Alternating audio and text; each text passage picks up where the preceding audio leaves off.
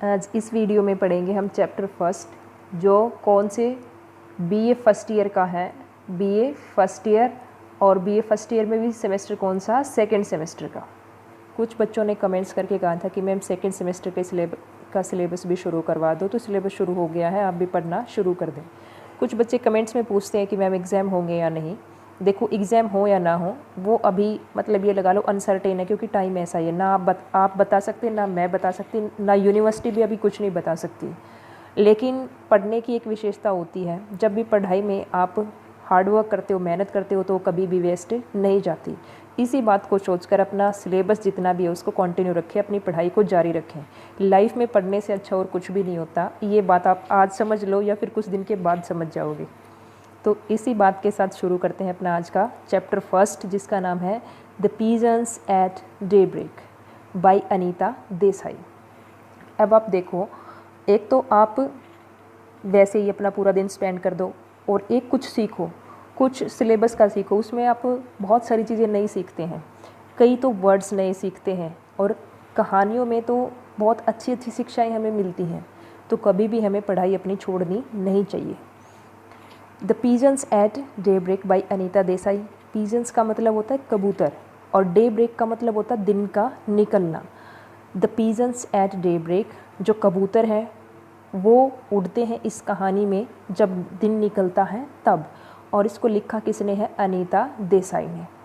तो पढ़ते हैं अब इस कहानी के बारे में। टाइटल हुआ क्लियर। ये जो पूरी कहानी है वो एक ओल्ड कपल, एक बूढ़े दंपति या बूढ़े हस्बैंड वाइफ के बारे में है, जिसका नाम है, हस्बैंड का नाम है मिस्टर बसु और उसकी वाइफ का नाम है ओतिमा बसु। दोनों ओल्ड हैं, लेकिन जो मिस्टर बसु है वो एक पेशेंट है, रोगी है। किसका, इसको देखो, हिंदी में तो आस्थमा कह देते हैं, लेकिन इंग्लिश में जो इसकी प्रोनाउंसिएशन होती है वो होती है आस्मा।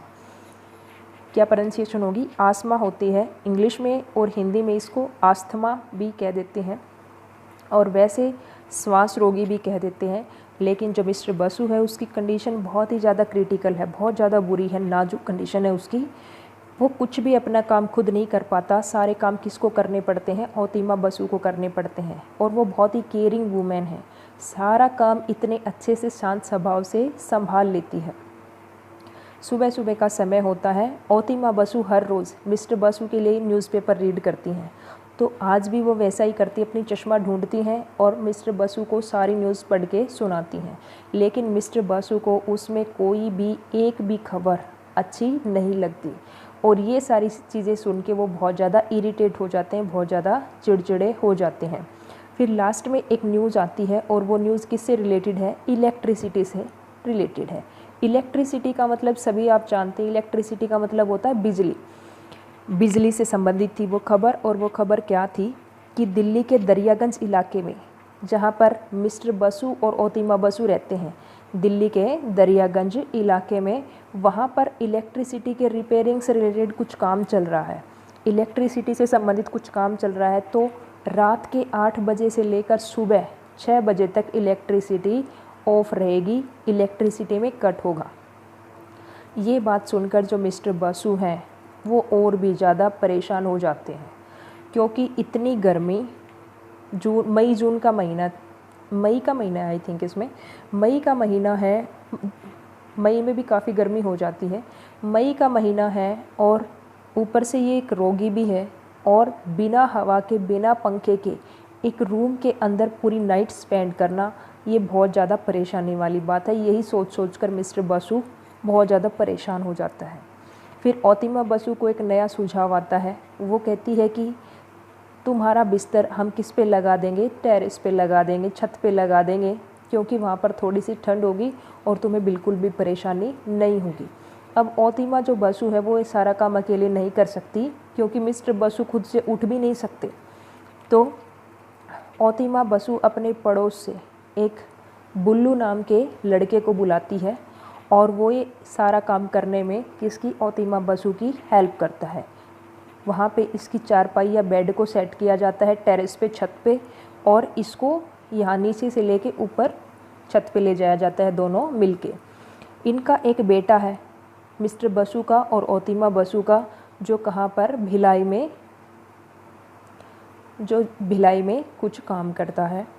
उनका लेटर भी ये पढ़ के सुनाती है कि वो ठीक ठाक अच्छे से उसका काम चल रहा है। मिस्टर जो बसु है वहाँ पर भी उनको बिल्कुल भी राहत महसूस नहीं होती। उनको ऐसा लगता है, जैसे उनको हमेशा लगता है, उनको ऐसे इसके आसमां के दौरे पड़ते रहते हैं, कभी भी कोई ऐसी वैसी खबर सुन ले या परेशानी वाली बात हो तो, और वो बार बार यही कहते हैं कि जैसे मुझे ऐसे लगता है कि पूरी यहाँ से ऑक्सीजन ख़त्म हो गई है और मैं सांस नहीं ले पा रहा, ऑक्सीजन ख़त्म हो गई और मैं सांस नहीं ले पा रहा। तो ओतिमा बसु इसकी पूरी केयर करती है, कभी उसके लिए इनहेलर लेके आती है, कभी उसको पंखे से हवा करती है, कभी कुछ, और इसी तरह से करते करते ये सारी केयर सुबह हो जाती है। फिर ओतिमा बसु कहती है, लेकिन ये पूरी रात को बहुत ज़्यादा दुखी होता है और बिल्कुल भी सो नहीं पाता। फिर ओतिमा बसु कहती है कि नीचे से मैं आपके लिए ठंडा पानी लेके आती हूँ।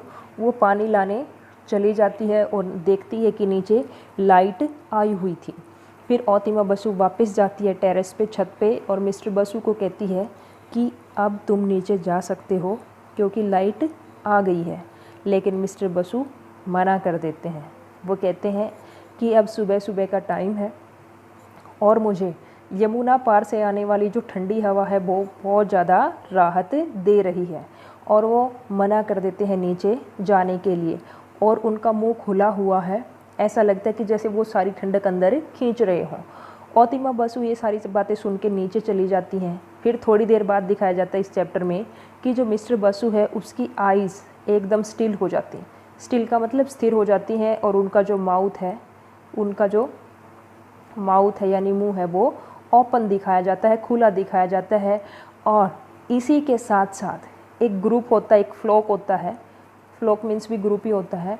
एक ग्रुप होता है किसका? पीजन्स का, कबूतरों का, और वो उड़ान भरता है। धीरे धीरे वो उड़ान भरता है आसमान की तरफ, और फिर मोतियों की तरह वो कबूतर हमें दिखाई देने लगते हैं और धीरे धीरे करके वो अदृश्य हो जाते हैं। यहाँ पर जो कबूतर हैं वो संकेत है, और उनकी उड़ान है वो भी संकेत है कि जिस तरह से लेखिका ने ये स्पष्ट नहीं किया कि मिस्टर बसु के साथ क्या हुआ, लेकिन एक पूरा संकेत दिया है कि जिस तरह से पीजन्स ने अपनी फ्लाइट भरी है, उड़ान भरी है सुबह होते ही, इसी तरह से मिस्टर बसु की जो सोल है, आत्मा है, उसने भी मिस्टर बसु के शरीर से, बॉडी से अपनी उड़ान भर ली है, और वो भी धीरे धीरे किसकी तरफ? स्काई की तरफ जाके क्या हो गई है? अदृश्य हो गई है, आज़ाद हो गई है। तो ये थी कहानी the pigeons at daybreak. जैसे ही सुबह होती है, अब पीजन्स भी अपनी, जो कबूतर हैं वो भी अपनी नई मंजिल की तरफ जाना शुरू कर देते हैं, और उसी तरह से जो मिस्टर बसु की सोल है, आत्मा है, वो भी अपनी नए मंजिल की तरफ या नए शरीर की तरफ जाना शुरू कर देती है। और यहीं पर ये कहानी ख़त्म हो जाती है। नेक्स्ट वीडियो में हम इसका क्वेश्चन आंसर पढ़ेंगे, और सारी कहानियाँ आपको वीडियोज़ के थ्रू पढ़ाई जाएंगी। लॉकडाउन का टाइम है, आप अपनी स्टडी को एंजॉय कीजिए, खूब मेहनत कीजिए, पेपर हो या ना हो उससे कोई फ़र्क नहीं पड़ना चाहिए, नॉलेज बढ़नी चाहिए।